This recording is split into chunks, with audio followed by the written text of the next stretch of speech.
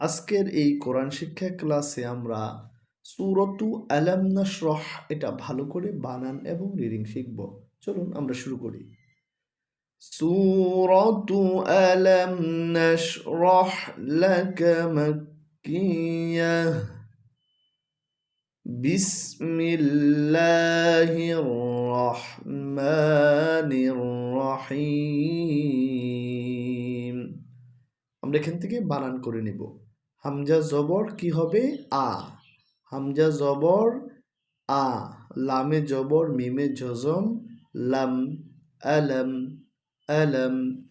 নুনে জবর শিনে জজম নশ। আলাম নশ। আলাম নশ। রয়ে জবর হায়ে জজম রহ।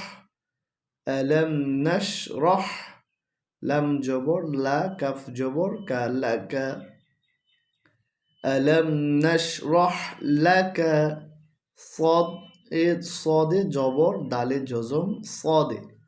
এখানে দেখুন একটি তীর চিহ্ন আছে, তাই কলকলা করব। সদে র জবর র কাফ জবর কা রকা সদে রক। যখন এখানে থেমে যাব তখন উচ্চারণ হবে সদে রক। আলাম নাশরাহ লাকা সদরক। এখানে আমরা ঠোঁট গোল করার ক্ষেত্রে খেয়াল করব যেন চিন উচ্চারণ না হয়। আলাম নাশরাহ লাকা সাদরাক সাদরাক সাদরাক। এবার দ্বিতীয় আয়াত। ওয়াও জবর ওয়া ওয়াও জবর ওয়া ওয়া ওয়া ওয়া ওয়া। দদে জবর আইনে জজম দ ওয়া ওয়া দ। নুন আলিফ জবর না ووضعنا ووضعنا عين جبر نون جزم عن كف جبر كعنك ووضعنا عنك وزبر زاي جزم ويز را زبر را كف جبر كرك وزرك থামলে হবে উইজ রক। ওয়াওয়াদানা আনকা উইজরাক ওয়াওয়াদানা আনকা উইজরাক আলাম নাশরাহ লাকা সাদরাক ওয়াওয়াদানা আনকা উইজরাক। এবার তৃতীয় আয়াত আল্লাযী পড়ার জন্যে আমরা এই আলিফের উপরে একটি জবর ধরে নিতে হবে। হামজা জবর লামে তাসদিদ আল। আলিফের উপর কিন্তু জবর নাই, আমরা এটাকে মনে মনে ধরলাম। আলিফে জবর বা হামজা একটা বললেই হবে। হামজা জবর লামে তাসদিদ আল। লাম জবর লা আল্লা। দালে দে রিয়া জজম তিন আলিফ জি। الذي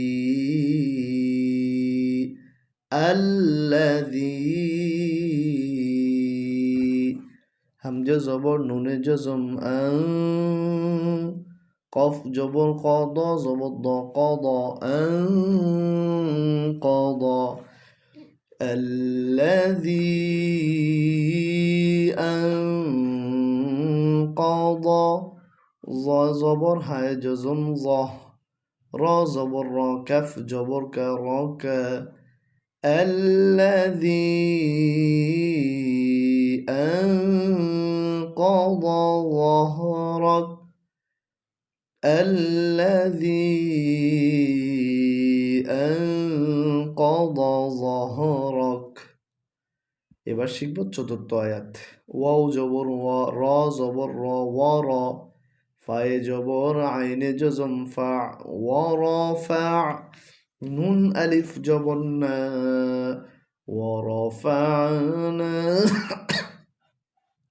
লাম জবর লা কাফ জবর কা লাকা ওয়ারাফানা লাকা ওয়ারাফানা লাকা। দালে দের কাফে জজম যিক রা জবর রা কাফ জবর কা যিকরাক ورفعنا لك ذكرك الذي أنقض ظهرك ورفعنا لك ذكرك আমরা যে বানান করেছি এবার সূরাটাকে একবার রিডিং পড়ব সূরাতু আলাম নাশরাহ মাক্কিয়াহ বিসমিল্লাহির রহমানির রহিম ألم نشرح لك صدرك ووضعنا عنك وزرك الذي أنقض ظهرك ورفعنا لك ذكرك فإن مع العسر يسرا إن مع العسر يسرا فإذا فرغت فانصب وإلى ربك فارغب صدق الله المولانا العظيم وصدق رسوله النبي الحبيب